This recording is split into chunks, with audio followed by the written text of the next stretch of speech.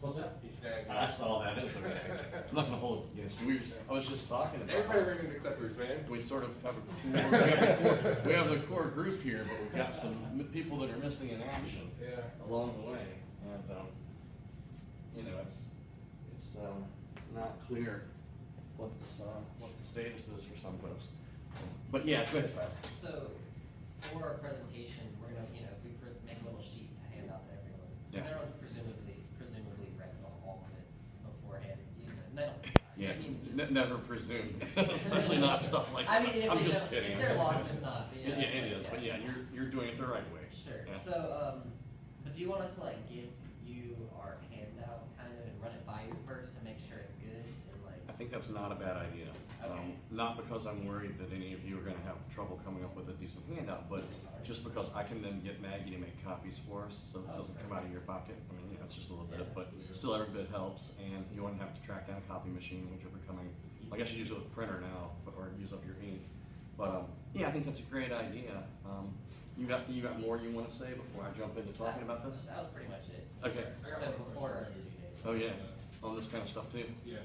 Do you want us to just have handouts, or you want us to have like a slideshow with the handouts? Okay, cool. Yeah, so let's just talk about the presentation. So obviously we're kind of coming to that point in the semester where we're transitioning over, right? We've got today we're going to talk about naturalized epistemology a bit, and then what I'm going to do is push this all since Alan's article is really relatively short. That's not to say it's not sophisticated. It is. Moore's not ever unsophisticated. He's hard. But it is shorter, and so what I thought I might do is put you and Ben on the 30th. So that would be next Wednesday instead of Monday. Okay. Yeah.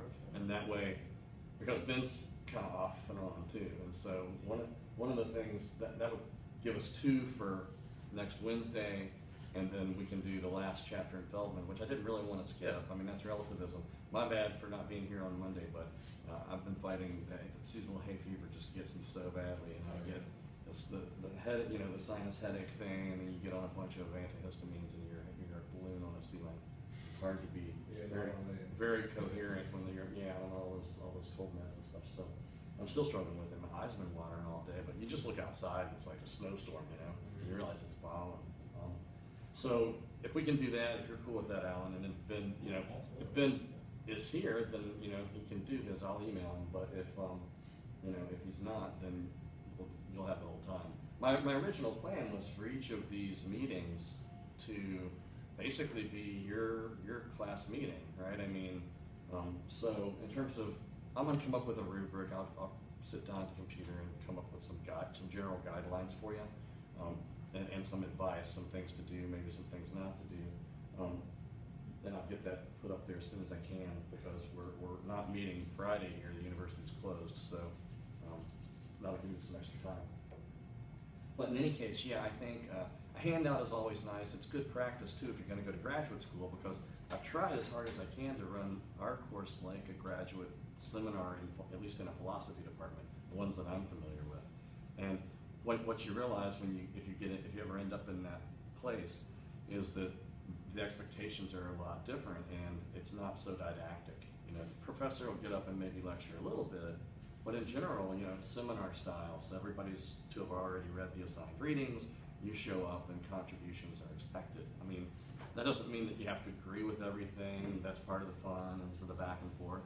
But at least that, you know, it's not just the guru standing in front of the class pouring the knowledge out like that. I mean, it's a little bit more, puts more on the students, but I think it's great when it works. It can be really good. So handout, or if you want, and if you get it to me ahead of time, I'll be happy to take a look at it, give you some feedback if necessary, and then get copies made. Or you can just have your one thing and just put it up here on the projector, and I'll give you my laser pointer, and you can make reference to stuff that way.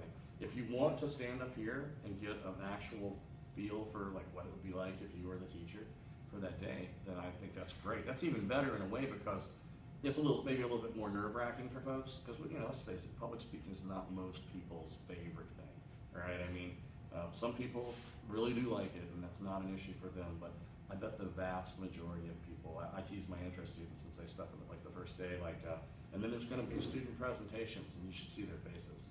People start freaking, and you were like 25 people would be dropping right after the end of that meeting just to avoid the presentation. But this is a speaking intensive course and a writing intensive course, and so as part of meeting that obligation, I think it's good practice. But it's up to you. If you want to do it from where you're sitting out there, I might put the Swivl thing on you so that we could have the talking heads, and I can post them up on to Canvas for our online folks to feel like they're part of things as well. I'll be sending online students, Dave and Leon, a separate email with some instructions for them because it's a little different in their case. I guess I could just go on record and say, one thing you don't want to do, and this is primarily for people who should be here but who aren't, is, by all means, don't not show up for your assigned presentation day because there's just so many things that are bad about that. But from a pragmatic or practical standpoint, it's really not good for your grade. Moreover, I'm gonna have already gone through these articles myself, but if the teacher has to cover your presentation because you didn't even let the teacher know you weren't coming or you wanted to reschedule but never informed me, then that can't be good. So do your best to at least be here on your assigned day and have enough material that we can get, an hour meeting out of it. If we go an hour and 15 minutes, fine, but an hour is reasonable. That doesn't mean that you're gonna be talking for an hour. It's hopefully gonna be a conversation in a sense that, we'll be asking you questions. There'll be confusions, there'll be, different things going on. As far as ideas, and I'll put this in the rubric, I really encourage you, as you're going through your selected article, if you catch a philosopher making an argument, but they don't state it as premises leading to a conclusion, try to state the argument, because oftentimes you find out that's where a lot of the funny business is going on, right? They make a prose version of the argument and it sounds really good, and then you go back into it and you're like, okay, I gotta get some implicit premises in this thing. And then you gotta worry about quantifiers, and you gotta worry about, you saw this in the naturalized epistemology chapter, right? I mean, significant, what's significant, widespread, how widespread, there's just, and that's just the nature of that particular beast. So I encourage that. It's up to you if you want to do the handout, if you want to do the projected thing, but definitely keep in mind looking for arguments, trying to reconstruct them, trying to evaluate them, trying to come up with counterexamples. Go back into Feldman. It's a great resource because I know, Zach's got Plantinga, and I left that open. So once you read Plantinga's selection, if you want to read what Feldman said about proper functionalism, you can bring that into our discussion. That'll give us a lot to talk about, right? Same thing with Tyler, with elusive knowledge. I haven't said much about contextualism because I didn't want to steal your thunder. I mean, there's plenty there to talk about. So good. Trying to think so the exam 2, I've gotten submissions from, I think all of y'all. I might not have responded to Alan, but you sent yours. And I'm still waiting on some others that are outstanding, but ideally those in by midnight tonight gives me time over the extended weekend to try to get on that grading, because this stuff's gonna pile up. Now, I haven't looked at the deadlines I initially set for the paper, but we need to look at those. I'll do that and put a reminder in upcoming announcements and just hit it multiple times so people that aren't here will kind of get with the program. But got to get that paper in, and there'll be a rubric for that too. I mean, some things to keep in mind. But I'm shooting for 6 to 8 or 8 to 10 pages, something like that. It would save you some extra work if you do your paper on your presentation article. But if you for whatever reason, if you just say, look, I'm bored with this now, I've kind of tapped out on it, or if you think after, in hindsight, you would have liked another article better, any of that's fine, just get it approved with me. And anything in the SOSA books, keep fair game. The things that I came up with here were primarily either ones that I really liked, or thought would be fun to do, or was familiar with already. Because I haven't read everything in that book myself, I'm an epistemologist, so. Trying to think if there's other stuff I left out. Anybody think of anything? Sound like everything? Okay, cool. Well, let me go ahead and put this little bit. I don't have tons of notes on this chapter, but I've got a few for us here. And I did get a chance to read over the discussion boards this morning and again this afternoon. I appreciate, especially those of you who are here, taking the time to write some good discussion material in there. must admit and confess that this chapter is a tough one for me because it was my dissertation topic. And to see Feldman write, you know, what I didn't count how many pages in that chapter, but maybe 12 pages or something, 14 pages, and I got 420 in my dissertation manuscript. But we were doing different. I mean, I think I actually admire how he was able to just sort of get right to the heart of it. You know, that's hard to do. So yeah, this is one of those topics that's on the one hand near and dear to my heart, brings back lots of memories, both good and bad, but also that's just a kind of a can of worms because there's a lot of stuff going on in here. The way he's kind of got the chapter constructed, you'll recall, is the first half of the chapter, he's looking at these arguments about how irrational could we be, are people in general rational or not, and then what to make of all that, the empirical studies coming out of the psychology of human reasoning. And there are people here in our psychology department that are working with undergraduate, advanced undergraduate students studying some of that kind of stuff. Moral intuitions, I had a former student who was interested in the trolley problem and was working with some people in psychology over there to try, you know, they're doing something different than what we're doing, right? I mean, you'll get, Professor Zimmerman will tell you about the trolley problem and talk about all the subtle philosophical nuances, right? But then you go over to psychology and what they're doing different things. They're testing people's intuitions and seeing whether they match up. Yeah. So how would the psychologist approach the trolley problem? I think here's what's different about it, right? I mean, as philosophers, when we're presented with one of these kinds of thought experiments, the question, and this is something I tried to do in my dissertation, not entirely successfully, I feel, but I may revisit that one day and try to cut it in half and clean it up and see if it can go somewhere. But if you get clear on what the questions are, the relevant questions, or what narrow down the question first, then you're in a better position, I try to argue, to see what, where these different considerations fall along the spectrum.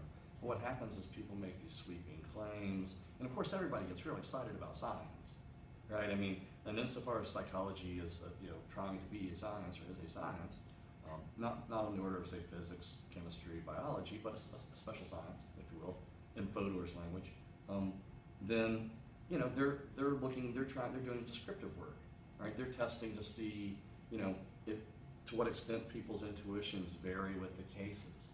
Do you throw the switch or not, right? And if you say this about this kind of case, and then we give you another one that's been modified slightly, trying to get at the underlying cognitive mechanisms, I suppose, and then also some of this new field that they're calling experimental epistemology and experimental philosophy, which again seems to be largely just kind of intuition testing, right? Just checking to see, this is something you'll be able to appreciate now since you've had this course. Turns out apparently that Asians are more sympathetic to claiming that the people in the Gettier cases actually do still know than non-Asians, than Caucasians or whatever. Who would have ever thought, right? I mean, I present that to students all the time, the minimal version, not the version you guys got in class. And, try to get a sense and show of hands how many people, and there'll be people that'll say, they want to insist that the Gettier people know, or, try to somehow argue like those early folks, right? That the counterexamples don't go through, that they're not real. So, there's that project going on in psychology, departments around the world, and I think it's great. I mean, I think it's really neat to know that stuff. But as you can tell from what Feldman said in here, he just presents some different ways it could play out. Very, very hard to know what to make of a lot of this stuff, right? I mean. So we can think some about just to get some general terminology, and you guys stop me, jump in, because I want to hear, based on what you said in your discussions, what you're thinking. But so the basic idea, of course, right, behind all this naturalized epistemology is to kind of try to make epistemology amenable to empirical inquiry, to scientific, particularly some sort of scientific inquiry. Because if you remember near the end of the chapter, Feldman distinguishes a priori knowledge from armchair knowledge from scientific knowledge. And looks like, depending on how you carve up that terrain, if anything that's not a priori is scientific, then it's kind of a moot point. But there do seem to be a lot of things that aren't a priori that we nevertheless, as part of the standard view, claim to know, right? At least theoretically, and they don't involve having to go consult any kind of, do any science per se. They just involve making observations and noticing patterns, track records, and things like that. So a common distinction, one that Feldman doesn't really make in this chapter, though he's made it elsewhere. He wrote the Stanford Encyclopedia of Philosophy article on naturalism, the original one. It's since been superseded. They force you to update these things, whether they need to be updated or not. So I kind of felt bad for him, but his original article is still out there, available as part of their archive, I think. But a common distinction, and this derives in part from people that were commenting on Quine, is between sort of radical naturalism and moderate naturalism. So the radical, and how many people are, I've talked about Quine a little bit off and on, but is anybody familiar with Quine from outside of here? So he's some, that's not too surprising, given our department and people's orientations for different kinds of philosophers and stuff. But W.V.O. Quine, there's initials, first name Willard Van Orman. I guess I would go by my initials too. That's cool sounding. It sounds like some sort of mad scientist or something. But in any case, Quine probably will be, and this is me going out on a limb, speculating, but I wouldn't be surprised in a list of top 10 Anglo-American philosophers of the last century if he weren't somewhere in the list. Now you can get on the Philosophical Gourmet if people been there. The Phil Gourmet. You guys know about this? No, what is that? Oh, you got to know about this. This is important. I wish I had known about it when I was in the spot you're in as up and coming graduating seniors. If you're at all interested in going to graduate school in philosophy, there's a thing run by a guy named Brian Leitner, and it's called the Philosophical Gourmet. And it's an amazing online resource. It used to be circulated just in paper copy back in the days before, the internet, when people just emailed a little bit, and you'd have to order it and stuff. But he does it every year, and I guess he's a professor of philosophy, I think it's or law and philosophy, but he's also doing this big online project. And what it is he ranks all the programs overall, and then break down by subspecialty, sub-subspecialty. He tells you who's moved where, which is important to know, because if you go to a program to study with Jim Smith and you get there and Jim's already gone, he's at the University of Michigan and he's left Notre Dame, then you're out of luck. And you can compare all the rankings. They give detailed data on the percentage of graduates that get tenure track jobs or just get jobs at all. They give you all this information about how many people start the program and complete it, how many people bail out, all this really useful information. So, and there may be, I don't know, is there anybody here thinking about grad school philosophy? Sort of kind of Allen, right? Yeah. So you're definitely going to want to look into the Phil Gourmet, because I think that's a good resource. And they may have comparable things for you guys. For folks that are thinking about law school or graduate school in another area, you want to try to get all that information because it really helps. But in any case, Quine's an influential 20th century philosopher, and I think people tend to either kind of like him a lot or you don't, depending on your orientation. He's really in some ways remembered for a lot of things, but his friendship with Rudolf Carnap, who was one of the main figures of the logical positivist movement. And Carnap and Quine had a long correspondence, and so even though Quine sees himself as part of the empiricist tradition, and is very much motivated by his empiricism, he's also one of positivism's sharpest critics. And so, in a famous article called Two Dogmas of Empiricism, he identifies the a priori. He targets the a priori. He does it by trying to undermine the so-called analytic-synthetic distinction. But he's an amazing stylist. I disagree with almost everything Quine thinks. Philosophically, I think we're on different pages a lot of the time. But I had to spend a lot of time reading a lot of Quine for my dissertation project, and I enjoyed it. It's good stuff. It's fun to think. He's a great stylist. He's a great writer. He was David Lewis's teacher. And you can see this kind of tradition, who studied with who, and often for the people that are at the highest level, the lineage is pretty impressive, because you can just see like this was this person's teacher and that, and it's almost every person in the chain is somebody who made big contributions to the field. So Quine, in this famous article from 1967 called Epistemology Naturalized, he announces this program, right? So this is right at the start of the 70s, that decade, and he announces this program that he calls Naturalizing Epistemology. And first half of the article kind of presents an argument against traditional epistemology as carried out by Carnap and a positivist. He concludes that program is a failure.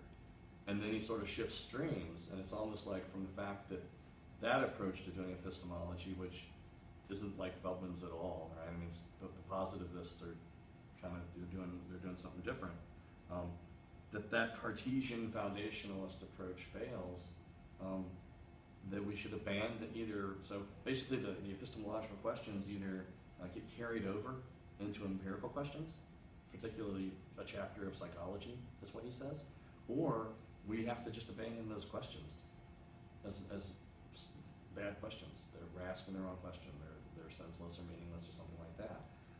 It was a really influential article, and so this idea of radical naturalism, of basically turning epistemological questions over to the sciences and/or jettisoning the questions that can't be addressed scientifically, is extreme. Yeah, exactly. So that would carry over to all disciplines within philosophy. So would he say the same thing about like ethics? Yeah, good question, right? Yeah. I'm not sure what Quine, he's not remembered as somebody who made big contributions to ethics, but that'd be worrisome, right? Yeah. Yeah, big time, right? And the same with a lot of the other areas, yeah. This is what I talked about in my discussion post, was it seems that political and ethical philosophy, they seem to be their own disciplines that scientists can't even touch, Yeah, I remember you saying something about that. And it seems as in ethics, like I don't see how the sciences can really contribute to that much at all. And then in political philosophy, you can study political science, but that just tells you like the way things kind of are, Yeah. but it doesn't even scratch the surface on how things probably should be. Like you don't Right. read any great political philosophy in political science, Right. and I think that's very interesting. And if you're going to study how the world is, I think you should be asking the question on how ought it to be. I agree, yeah. Yeah, and then going off of that, when I was answering this question, I was like, it seems as if there are some questions that the sciences just can't even get an answer of, even within epistemology as well. Thanks. Makes my heart leap with gladness. Well, I mean, if you Because have- so many people are really on this wagon. I mean, it was trendy when I took on my dissertation. It was a trendy topic at the time, and I hope it'll maintain. Like, things kind of wax and wane in the world of philosophy. It's subject to whims and fashions, and something get real popular, and the journals will be flooded with articles about it, and then suddenly the journal editors will say, just so you know, we're not taking any more articles on that topic because we've had too much interest in that. So, yeah, Zach? Well, kind of going off what Dominic was just saying, it does seem like it is really popular to just overlook that it is off fallacy. It's Yeah. like, Right, I mean, and I'm with you. I shake my head and the mind kind of boggles, and you're like, wait a minute. I mean, clearly you see that there's a difference here, right? I mean, this is the descriptive level, right? We can describe all the facts, and scientists are very, very good and meticulous when it's done properly at cataloging and analyzing and theorizing about all of that, and it can be really good stuff to know. I mean, so first thing I would want to say is, and Feldman, I think, is good about this.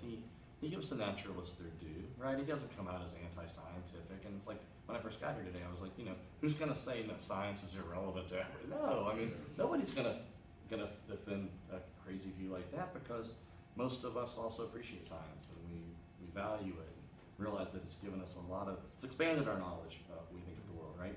But, and this goes back to that earlier point I made, which is you just got to get the questions distinguished, right? And so if the question is, how do people, in fact reason, that's one kind of question, but how ought they to reason seems like a different question. It's the same thing, yeah. oh, okay, so that is the same thing when you have like an obligation to do something morally and an obligation to believe something. Yeah, I mean, I treat it that way. So that is on fallacy works both in epistemology and Seems, I mean, honestly, I think so. Yeah, I mean, Feldman has a great paper, I think it's in Phil Perspectives, I forget what year, but it's called Epistemic Obligations. And you can go back and look at, or one of the earlier chapters, I think it was chapter 4, where he talks about evidentialist accounts. And there's some discussion in there about evidentialism and Clifford's thesis about obligations to believe and believing on insufficient evidence. I mean, what we have to distinguish is that there, since beliefs can presumably have effects, right? I mean, unless there's no such thing as mental causation, which is a big debate in philosophy of mind even right now. But suppose that mental states do have causal efficacy, which is the standard view, I think, the ordinary person on the street view, then, we can ask, so it seems like at least two different questions. One is, what should I believe if my sole concern, and this is a little hand waving, but if my sole concern is to get at the truth, if I'm just trying to be a dispassionate observer and sort of make my judgments based totally just on which way the evidence points vis-a-vis the truth, then that's an epistemic obligation. But because beliefs can presumably have effects in the world, it might be that these things can cut across each other. And so you might be epistemically obligated to believe P, and then maybe morally obligated not to believe P, in the sense that the consequences might go the wrong way. It's like instrumentally, like. Yeah, or pragmatically, right? I mean, you get the terminal diagnosis. The doctors say you've got 6 months to live. All the evidence supports it. You do your own research. You got mountains of evidence that you won't make it past 6 months. Of course, a few people maybe do, but they're outliers, right? You want to live. Who doesn't, right? I mean, this is the worst news of your life. What should you believe about the proposition, I'll be here a year from now? Well, I mean, on the one hand, it seems like I shouldn't believe that that's true because the evidence goes against it. On the other hand, we know that having positive attitude and having beliefs like that, there's a benefit to be gained. And you want to give yourself every possible benefit. Yeah. This is kind of touching on one thing we were talking about in Professor Zimmerman's class. Yeah. We were talking about philosophy loss. We were talking about attempted murder and how it can range. Yeah. And we were saying, well, if somebody shoots at you, is that as bad as them? And they miss. Yeah. Is that as bad as murder? And then he said, well, what about if somebody believes in voodoo and they have this voodoo doll and they stab them? They think that's going to kill somebody. Yeah. Is that just as bad? And I was like, no. And he was like, how not? And somebody tried to say, well, the intent's the same. And I said, yeah, but you're not justified in believing the voodoo. And they were like, well, you can believe whatever you want. I was like, I don't think so. You can believe whatever you want. I was like, I don't think that's how that works. Like, Yeah. You can believe all you want that voodoo's Yeah. gonna work, but it doesn't seem as bad as shooting at somebody. Right. And Yeah. I was trying to say I'm glad you stepped in there. I was trying to draw some of this class from there, but Yeah, Do good. they believe you after you? their main argument was that intent is what matters. So regardless of Right. if you believe that the voodoo's gonna work or not, it doesn't matter. And I was like, well, you should be epistemically justified in not believing that voodoo works. And if you do believe it, well then you're Yeah. just ridiculous. But of course, stabbing a voodoo doll effigy of someone isn't, as far as I know, that's not against the law, right? Yeah. But I mean, if I have little voodoo dolls made of certain people Yeah. that I know, and I sat home and Yeah. needled them with crochet needle. Well, they were trying to say that it is, and I was like, but Yeah. it's not for a reason because you're not absolutely justified in believing that the voodoo's Right, I and mean, all we have that good- kind of stuff. And, Right, that doesn't put people at, expose and yeah, people so to I risk. think, and so I think that's what, when you try to say that epistemology should just be swallowed up by the sciences, it's like, well, there is a clear example on why it can't be. The scientists can't tell you on what you are justified in believing or not. I mean, Yeah. I think Don't think so? I don't think so, man. Because I think when I was talking about that in when I was talking about that in my discussion post, when I was saying I laid it out pretty clearly. It seems like there's a science that touches ethics. When it comes to political philosophy, it seems a lot different than political science. And when it comes down to epistemology, the sciences can do a lot of great things for the mind, but it doesn't seem like they can answer the question, what is knowledge, Yeah. or what's a belief, and what are we justified in believing? I mean, just because I want to get clear here for Tyler and for everybody. I mean, I'm not on the side. I mean, obviously I kind of towed the line this whole semester through Feldman because I can't help that I agree with the guy. I mean, it's not just that he was my dissertation advisor or director. It's that it made sense. I mean, upon reflection, there are going to be things where I'm sure even we would disagree. I mean, not all people. I mean, there's room for lots of different approaches under the big tent of evidentialist, accounts of justification and knowledge. But, Tyler, I know, is sympathetic because of other interests in interdisciplinary work and things like that, which I really appreciate. But keep in mind, I mean, if anybody wanted to know, what beliefs am I justified in right now, that's a partly empirical question. This is my view. I think Feldman would back me up on this. It's partly an empirical question, and it's partly a non-empirical question, an a priori question. So if somebody, what beliefs is Dominic justified in right now? Well, I mean, we have to look at if we're evidentialist about it, we have to look at the evidence that Dominic's got, right?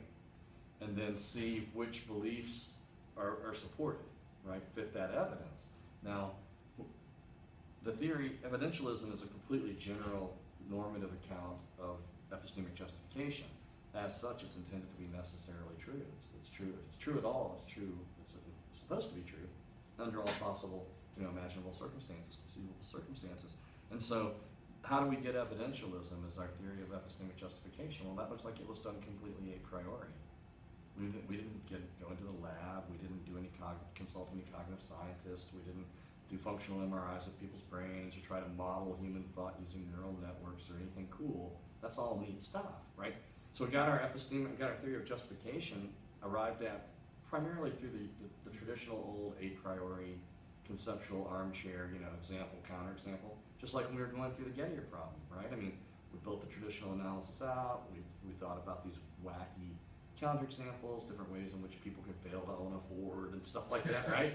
Very weird, but we did that. We didn't look into any kind of science and some armchair considerations perhaps, but then when it comes to, okay, so now we got our theory, now we have to apply it, right? What does evidentialism say Dominic's justified in believing right now? Well, I don't know, because I don't know what Dominic's evidence is.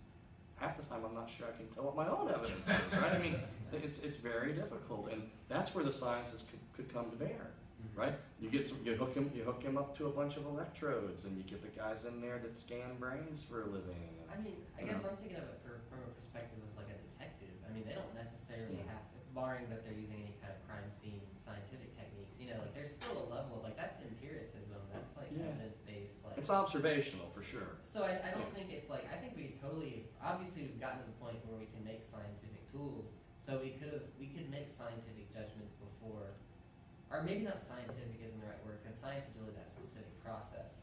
Yeah. But I'd say you can still make a rational, like an epistemically rational judgment based on something that seems a priori, although I personally argue it's not, because I think in a way it kind of builds up from your birth, or maybe before your birth. But you know what I mean? Like the information you're continually gathering and reprocessing. Yeah, I know you like this information theoretic kind of approach, and I think that stuff's neat too. Yeah. I think we're probably going to bump heads a little bit over the a priori a posteriori distinction because I'm somebody who's kind of a friend of the a priori, though I don't it's just like with foundationalism. People love, and Quine kind of does this, right? They love to put this sort of like strawman version of foundationalism out there. Maybe it was Descartes' view, maybe not. I'm not a Descartes scholar, but and then beat up on it.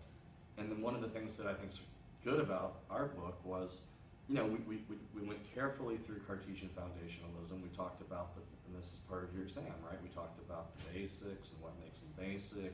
We talked about which kinds of beliefs those were intended to be. We talked about their connection to the superstructure, to the inferred beliefs, the derived beliefs, and yeah, that's overreaching. But just because Cartesian foundationalism is a failed program, that doesn't mean that all of a sudden all the old epistemological questions are either meaningless or have to be looked at scientifically. I mean, this is the Neozalt part is a big part of that. I think I'm glad you guys brought that up. But I think that, again, the sciences can help us when it comes to determining exactly what, say, a person's perceptual experience is like, or the nature of memory, how it really works, or looking into testimony, if there are people out there that are going to research that. But I think there's a place for the a priori component, there's a place for scientific contributions, but I don't think they're contributions to answering those a priori questions, or the questions that can be approached in an a priori manner. But again, some of this probably turns on your intuitions about the a priori, right? I mean, hardcore empiricists have never really liked it. You go back and you look at, and of course the verificationists, the logical positivist. So just so we're all on the same page, logical positivism is a movement from the 20s to the 40s in the 20th century, the period between the wars, that's often associated with Wittgenstein. Wittgenstein, again, a towering figure, definitely in the top 10 20th century analytic philosophers. Even though Wittgenstein himself seems to have kind of eschewed any kind of association with these guys, he kind of became he was sort of the mascot or the figurehead or whatever, even if he didn't want to be part of the club.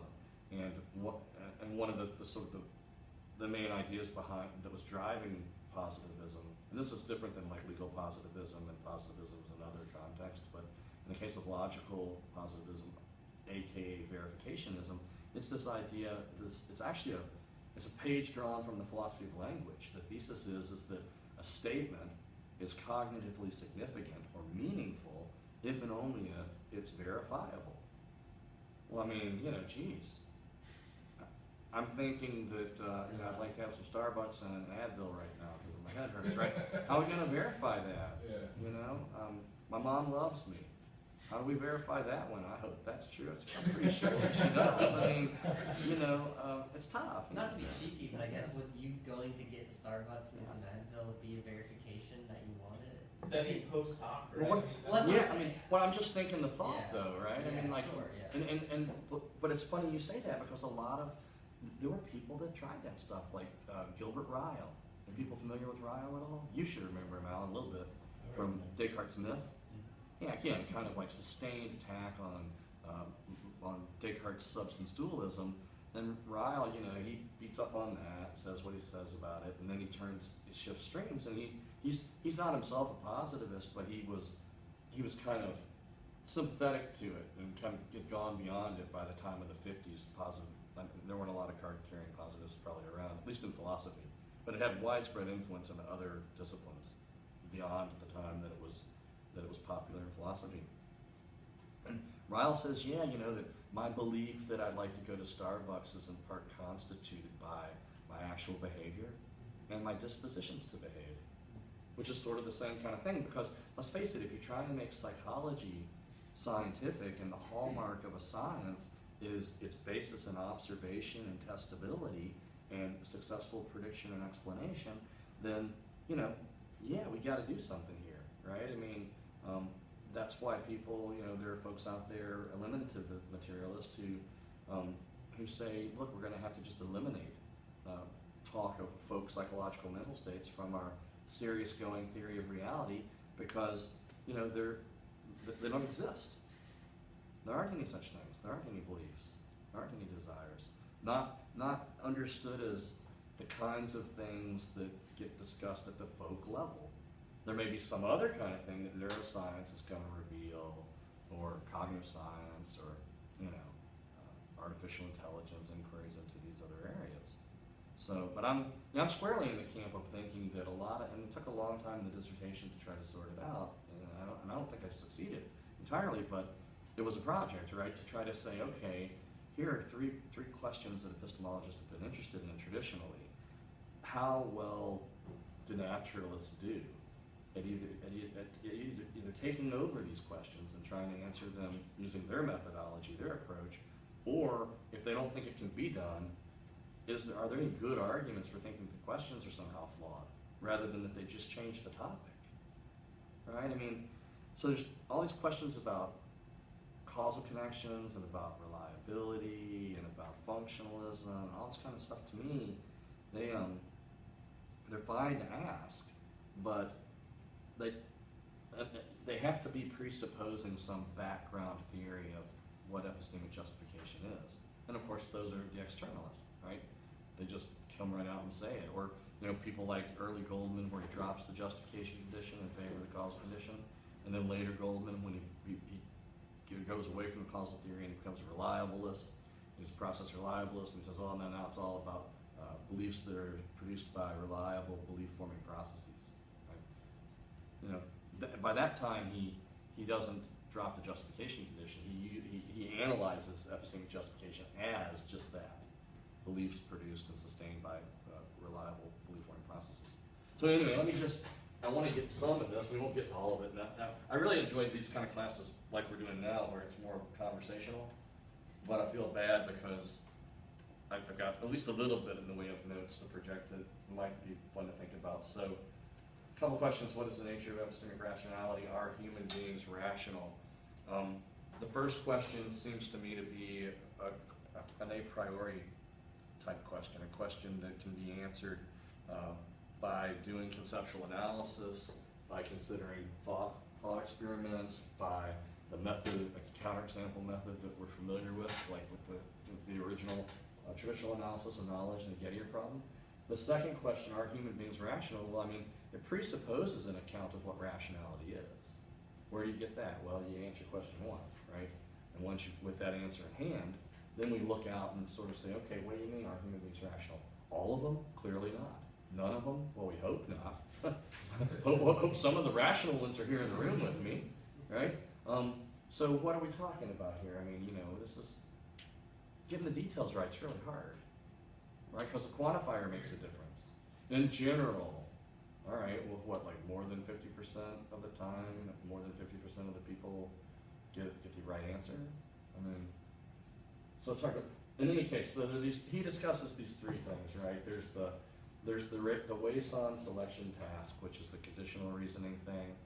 There's this probabilistic thing involving the conjunction fallacy, and then there's this stuff involving what they call heuristics.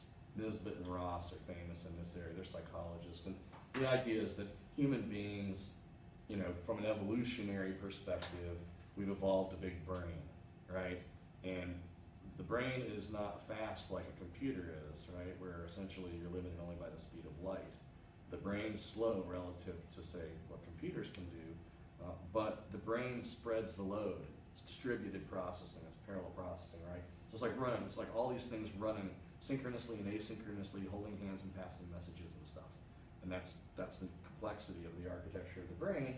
So when you're trying to solve a problem, they say, well, look, you know, yeah, there's like this formal way you could do it, right? Like if you're just trying, if you're a math person or a probability person, but there are these little heuristics that humans have evolved to simplify the task. They don't get it right all the time, but they get it right enough of the time that you get to, you know, survive and not get eaten, and instead find something else to eat and then reproduce. That's your day.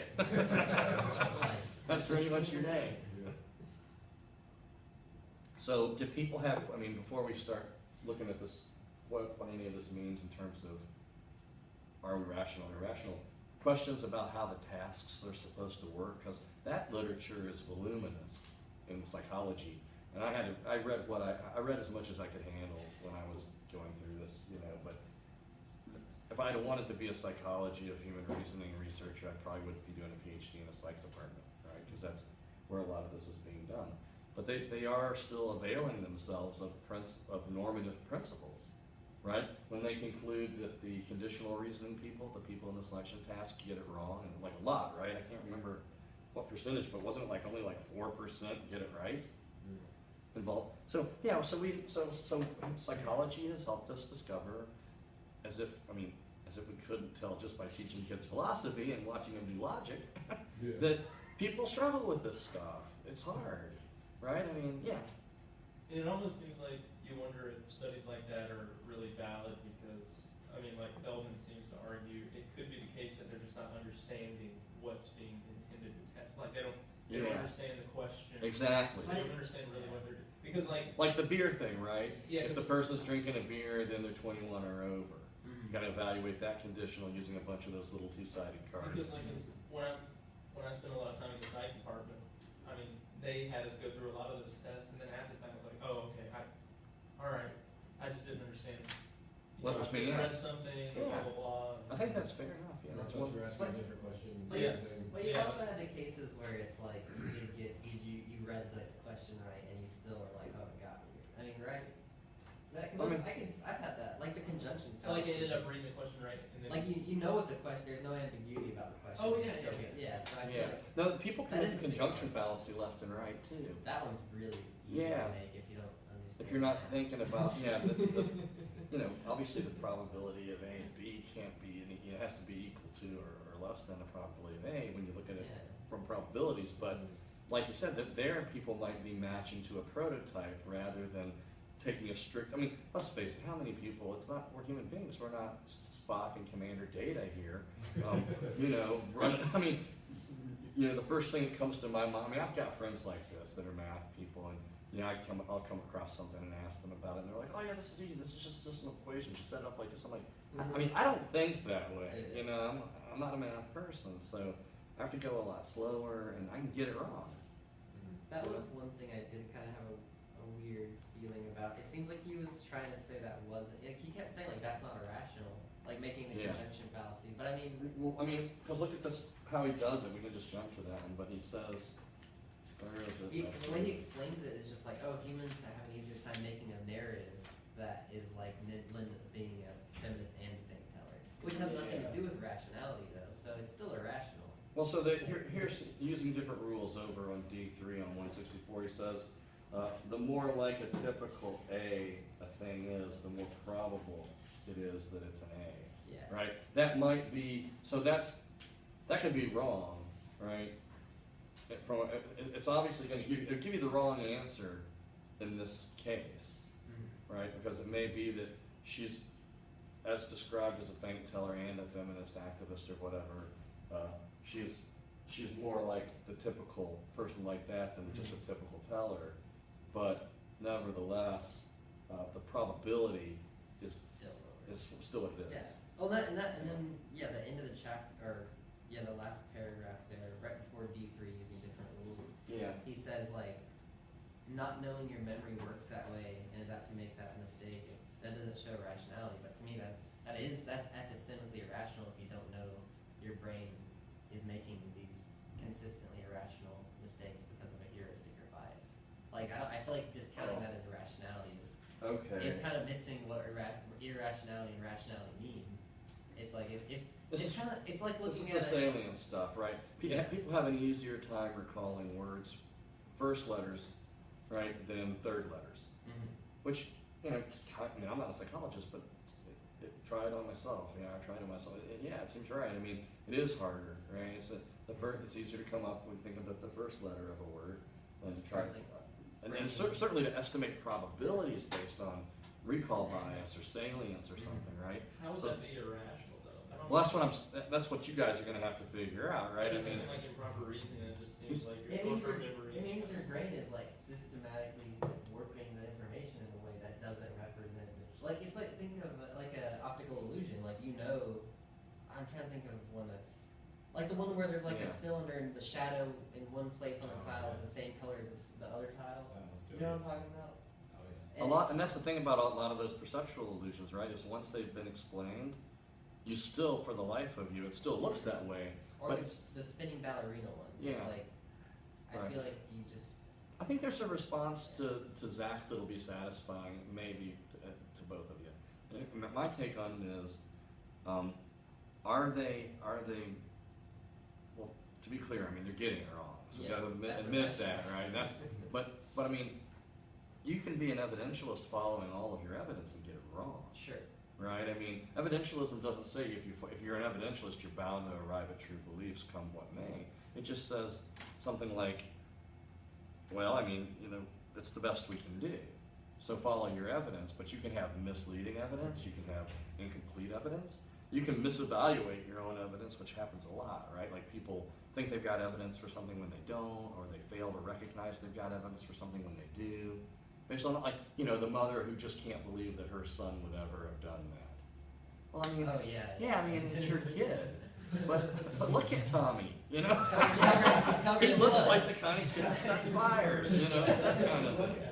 I mean, Yeah. that's a bad argument, but you know what I'm saying. I mean, parents can live in denial, and you know, even though they've got evidence that, I mean, you read some of the background information on some of these people that perpetrate these horrible mass casualty events, school shooters and things like that. I think one of the Columbine shooters' mom was finally speaking out after like 18 years or something, and they kind of went dark after that event. And, you know, parents will say, well, we had no idea this was, well, sometimes they did have an idea, some stuff They was just going didn't on. like want They didn't to want to, know. they didn't want to, yeah, they didn't want to recognize that their kid was having problems and, you know, so, but in any case, I mean, to me, here's the thing that might help, is say, look, jury's out on whether they're being rational or irrational in the very beginning in the first case, when they don't have any additional information. They're just working with like the common sense stuff they've got, the evidence available, and how it looks, how it's presented. But once it's explained to you, Yeah. now you Relief know, update. now you got it. Yeah. So like the 2 lines I drew up on the board that Yeah. time, you look at them initially, and based on your immediate prima facie justification from your visual experience, you conclude that the one is longer than the other. I don't have a problem with saying that evidentialism can give the right result there. It can say, okay, you're justified in believing that. You're wrong, but you're absolutely justified.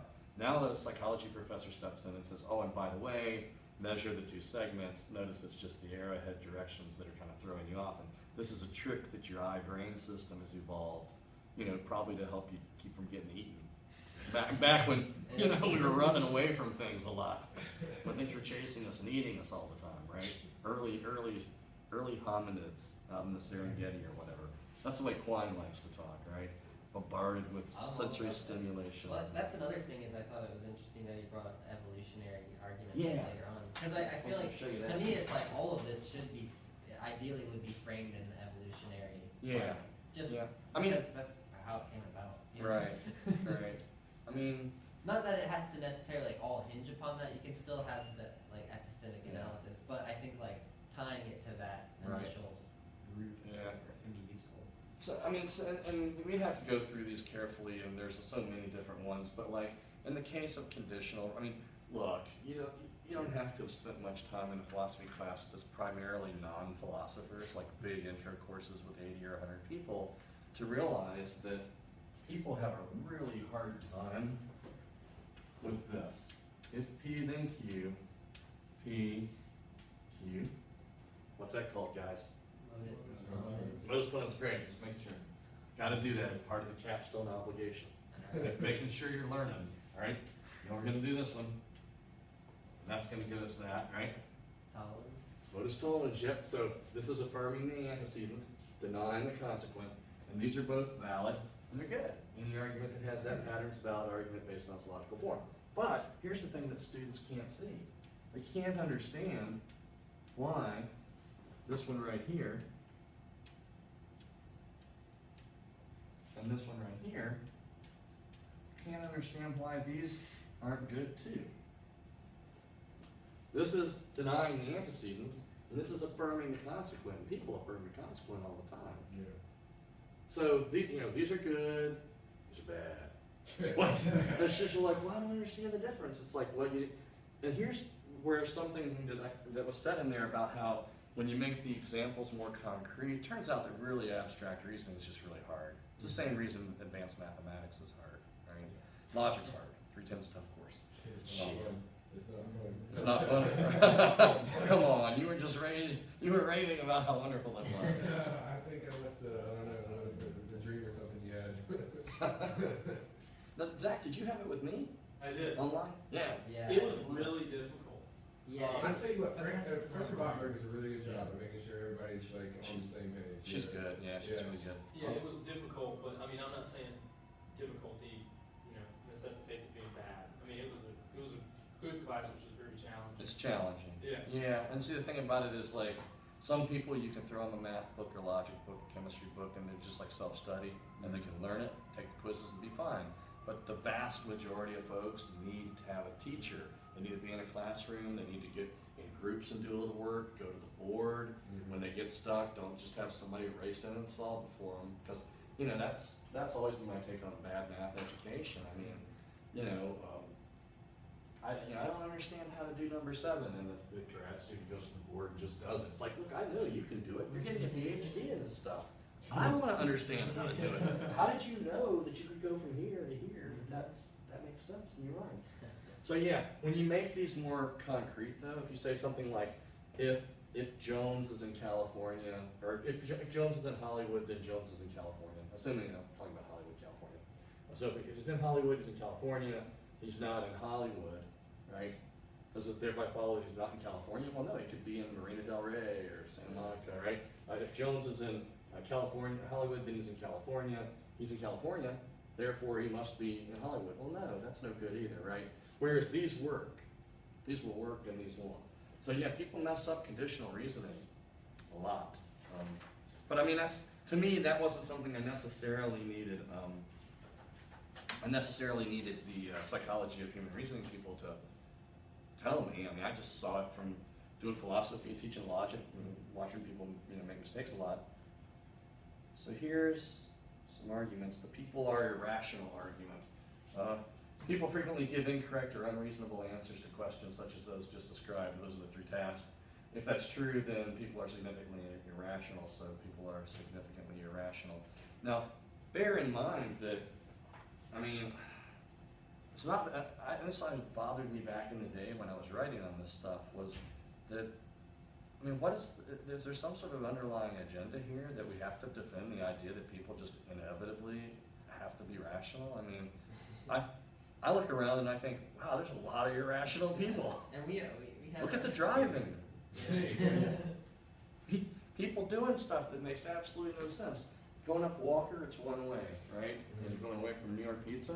Almost every day I see and there's signs everywhere. I see people going the wrong way down that one-way street all the time. I mean, it's not like an epistemology kind of a problem, but it's just people are not paying attention to Get things wrong. in their own little world, not taking account of their evidence. That's a big sign that says one way. You're going the wrong one. Yeah, and get further on that point, I don't know if y'all went to the Jason Braden talk when he was here talking about most Americans shouldn't vote. Yeah. His biggest thing was that people are significantly irrational, especially when they go to the polls. Right. And So he's we're worse like- off because of it. Yeah, and he said there's 3 classes of voters. You have the hobbits, which you can't really get out to do much. Then you have the fanatics, which are the sports fans, my team's better than yours, everything about your team is awful. And that's the majority of Right, Americans. fanatics, no. And then you have the Vulcan class, which is what you really, really want, but you don't really see. And he was one of his main things is you have this huge fanatic class, and it's because people are irrational a lot. And it's They're swayed by emotion. I mean, look at what we've got now. I mean, I don't see what the problem is with saying people are irrational. yeah, I think it's a problem that people are irrational. yeah. They should become more rational, but there's nothing wrong with just saying people are. But we tend to be have irrational. the option to remove ourselves from that, or to take strides to get away from that. Right. By understanding the kinds of foibles and liabilities that our brains, our cognitive systems have, we're then in a position to counteract those things or be aware of them, right? But I mean, so there's an agenda that some of these folks have that traces back to people like Davidson and maybe even Quine a little bit. And Feldman sort of couches it in terms of, well, if this conclusion's true, then it could undermine a substantial portion of the standard view. And, maybe I've just gotten older and more jaded or cynical or something, but it's not bothering me because, like I said, I see a lot of evidence of irrationality. So there are these evolutionary considerations, right, and then this interdependence of rules and practice stuff about the norms of rationality being in part constituted by actual practice, which again is kind of weird, right? I mean, if Johnny adds 2 and 2 and gets 5, and then we find out that his entire class is doing that, and everybody agrees that that's the answer. I mean, no, we don't change math. I mean, we say no, this just like with these inferences here. I mean, I think logic and math are on a firm foundation there as far as exploiting various heuristics to shortcuts, basically just sort of inferential shortcuts. You might even think that, look, those could be justified by evidentialist standards if, for the most part, they work. Right? It's kind of an inductive thing. Look, I know that not every single time, I do whatever, I'm going to get this outcome. But I don't have, it's kind of maybe like in chess. I can't search every branch. I can't do an exhaustive search like that.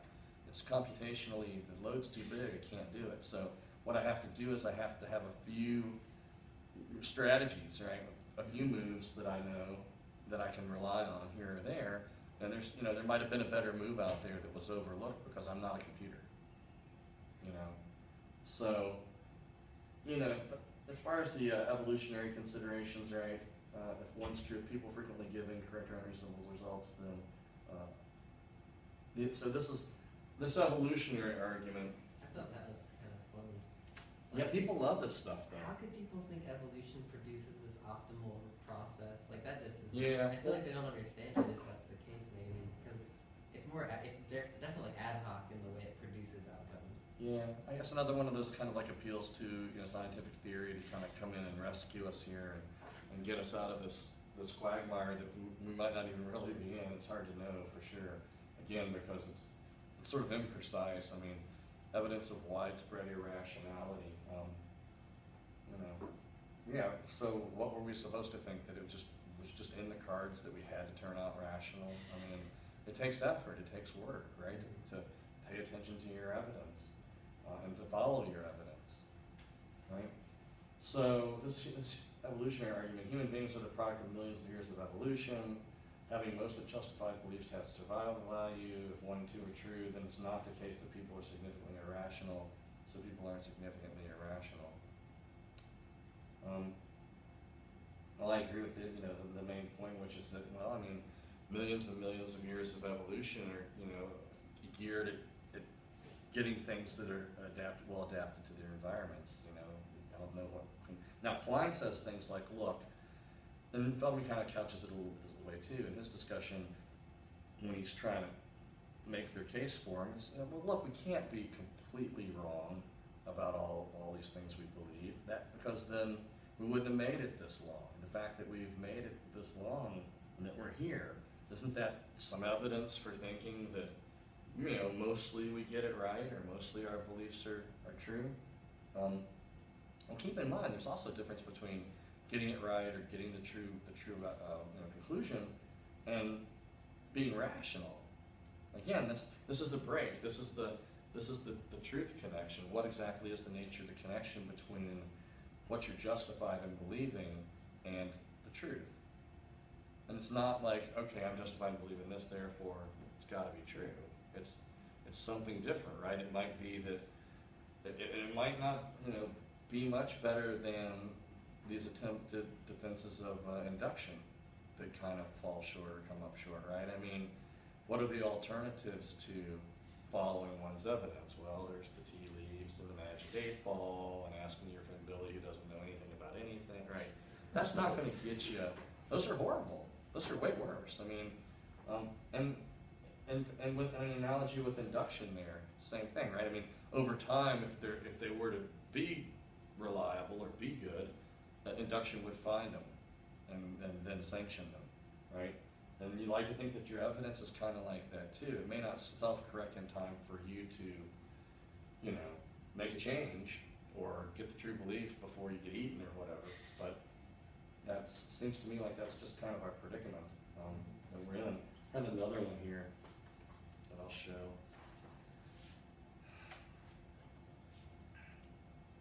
There's a book by Edward Stein called Without Good Reason. I think it's Oxford Clarendon Press. It's from, I don't know, maybe 10, 12 years ago. Nice book that summarizes a lot of this kind of literature. And he's of course sympathetic to a naturalistic perspective. But he goes through a lot of these different arguments here. So the claim is that in the same way that what counts as being grammatical can't be too far from how we actually speak, right? What counts as being rational can't be too far from how we actually reason, because part of what it is for a sentence in a natural language to be grammatically correct is derived from the way people actually do speak, so, which when I start thinking about that, I get a little depressed. And then the more I think about it, I get really depressed, right? Because if we're headed down the path to, texting, it's a texting hell. If text speak is taken over, I mean, I get emails all the time from students that don't say, dear Professor Gallimore or something like that, or even just like, hi Rick, that'd be fine. I get just like the letter R, lowercase, then the letter U, and then You've actually gotten gonna, Gonna, grade. like for And then you're not test doing just it. like spelled wrong or something. It's like, wow, really? I mean, this is, Seriously. would you send this to a potential employer at a job interview? Like, this is your cover letter. That's With, absolutely. here's my resume. Are you being hyperbolic or is like have you? No, I really get this kind of stuff. I have an actual folder on my desktop of funny student emails. What? And they range, I mean, I just save them. I probably shouldn't go on camera admitting this, but I just wanna have them, you know, just as evidence That's of the fair, kind of yeah. stuff people get. I mean, it doesn't go anywhere else. Yeah. But I've had people send, like they meant to just reply to the sender or whatever, and they replied to all, or they did it through Blackboard back when we had Blackboard, and they'd send stuff like that to the whole class. Just imagine, I would be horrified if I were that student. I mean, you know, have a little decorum here. I mean, this is, you know, I'm an informal kind of friendly chap, but you know, I need to, you know, it's just not appropriate. And I don't know, it scares me, this texting thing, where we're going, because it's just getting so truncated. You know, people are leaving. Somebody was coming the other day that like, people take your text messages more seriously if you don't use punctuation or something. Like now, leaving the period off is cool. Really? That's kind of, I mean, yeah. No, I can't And do I'm that. just like, no, I'm not gonna, you know, what's next? Like, people will think your text message is a lot cooler if you spell everything wrong. Oh, I'm gonna do that. I mean, So if we, It's so does this? unique. so if we followed that rule, Yeah. would that basically challenge Stein's view? Yeah, I think a little bit, because, I mean, I'm worried that, you know, there are grammatical standards, but I do think that the case is a lot better here than it is for rationality, right? That, I mean, because language and rationality, as Feldman points out, are different creatures, right? They're different things. But rationality might be more like logic and less like language, right? So we don't, if all of a sudden people start doing math in some alternative way, we don't then go back and start revising I think elementary arithmetic, because then planes can't fly and buildings will collapse, and you know, you can't have a space shuttle that's not built on correct mathematics. I mean, so I don't know, it's scary. So there is proof we've gotten we're rational enough to get at the truth to that degree, but at the same time, just as much to show that we have it. Like, I think one thing that what I thought of when he was giving those examples in the book of like how people are irrational Yeah. was, to me it seems that there needs to be some kind of formal education to understanding those problems. Right, like teach critical thinking in Yeah. schools, like at the K through 12 level. Now, of course, you know, what kind of critical thinking you would do with a group of first graders or third graders is a lot different than what you could do with some junior high school or middle school kids, or even some high school kids, right? Yeah. But yeah, and there should be a huge push for that. You Yeah, know, because- Professor Zimmerman's got that great bumper sticker on his Yeah. door, critical thinking, the other national deficit. Yeah. there is a group called the Center for Applied Rationality that's kind of Yeah. trying to push for that. It's still Yeah. taking off, but it's very interesting. It's a great initiative, and there needs to be more of it, But because to me, it proved that it didn't necessarily prove that people were irrational. They're significantly uneducated. And I don't know which one. uninformed. Yeah, I was like, I don't know if that's necessarily irrational Yeah. for them to like come to these conclusions. I guess in a strict sense, yes. Mhm. But I don't think if you could just chalk that to, oh, they're just irrational. But it's not that there's a lack of capacity. Because I mean, Yeah, there's also a exactly. significant difference between being intelligent and being rational. Because you could be relatively unintelligent and be rational insofar as you instrumentally know what you need to do to get what you want. You have a good concept of the world around you. Maybe Right. maybe not in depth, but it seems like Yeah. one is like the processing speed versus one is like Ah. the actual like substance or like the hard drive. The outcome or something. Oh, okay. That's Yeah. sorry for the computer Yeah. metaphor, but No, that's so like in the case of, you know, there are hard questions about what to say about the conditional reasoning, just to pick one of them, because, you know, as he points out, I mean, when the conditionals are made closer to real life, people do better with more concrete type stuff than they do with, you know, P's and Q's. But the other thing is I mean, as an evidentialist myself, I mean, what am I committed to thinking people have as part of their core evidence, as just part of being a normal functioning adult human brain? It's just somehow wired into me as part of my evidence that I could never make a mistake and do one of these things? I don't know. I mean, most people who do really well at not making these errors are almost always people who've had some logic, Yeah. or whatever. I don't think this stuff is just So I'm not sure it demonstrates irrationality. They're getting it wrong. The inference is definitely it's an invalid inference. You can't do it. It's fallacious, and you can have true premises and false conclusion, and we can show it. But is that enough? Is that sufficient for a demonstration of irrationality on evidentialist standards? Well, only if these things are somehow part of your evidence. So take two people. Take Dominic, who's taken logic. He knows not to affirm the consequent or deny the If it's antecedent. hot, you hope I know it. We hope you know it, yeah. Well, we're doing epistemology, you get logic early and then epistemology later in the day. So the hope is that you've now internalized at least some of these basic inferences, right? Like modus ponens, modus tollens. For you, they're part of your core evidence now, because you know that you can take any argument and you can set it up in a symbolic way, and at least for some of the simple ones that get used all the time, we memorize those, and so we recognize them as philosophers. Take my mom, wonderful woman, not a logician, not bad on her part. Just she could make this mistake pretty easily, and it's not for lack of intelligence, right? It's just that she doesn't. I don't know that that's part of her evidence, right? I mean.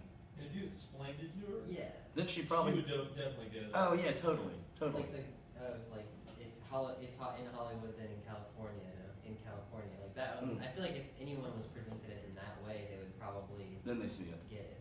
Yeah. Yeah. Would that mean like, oh, okay, they're irrational. Let's teach them how to do it. Okay, therefore they're now rational. Like, what does Yeah. that do? It's Well, like temporary irrationality. Well, we hope that That's we not hope that possible. this stuff's part of your. Babies are irrational. Well, look at the problem, the conjunction fallacy, right? I mean, so now we have to think that as part of their native endowment, all normal functioning adults of a certain age or something, just should have it as part of their evidence that the probability of conjunction can never be greater than the probability of one of its conjuncts, because that's part of the so-called probability calculus, the axioms. That'd be kind of like, I don't know, man, look at these rules you learn in logic, It right? doesn't seem that different than expecting people to know like basic math. I mean, I know it's a little bit more complex, but it doesn't seem that much more that they couldn't like. Well, people have been exposed to basic math, they haven't been exposed to basic logic to a certain extent. Sure. People, Yeah. they have a full education of mathematics, hopefully up until around this age of 18 or so. Mhm. But people usually, I didn't get formal logic until like in the university setting. Right. And to me, it's kind of scary that they don't teach that, but still, Yeah. we We could do informal logic for sure. We could do Yeah. practical reasoning. We could do some critical thinking where you have them, like I tried to do with my students years ago. Bring in some non-philosophical piece of prose where you think somebody's making an argument about something. So, should we, tighten the gun laws or loosen the gun laws? Should we legalize marijuana or keep it the way it is? Something like that, and then say, okay, let's make some arguments out of these, and let's make them valid or cogent. So that they're either going to be examples of deductive arguments or inductive arguments. You need to know what those words mean, those phrases, right? And then get them doing that, because what that does is it starts to train their brains early on. In my view, again, I'm not a developmental psychologist. I haven't studied this. It's just speculation. But I would think it starts to get the brain kind of trained to look for linking premises, suppressed premises, adding the implicit premises that you need. There's almost no ordinary prose argument or reasoning by a non-philosopher ever states all of its premises. It's just a thing. It's just a fact, right? People don't want to do it. It's hard, and then also that's where a lot of the assumptions come in. The ones that often are the most questionable are the suppressed premises. Well, we're at time, folks. I guess we'll call it a day. But that was a good discussion. I appreciate it. Enjoyed it. That was a good discussion.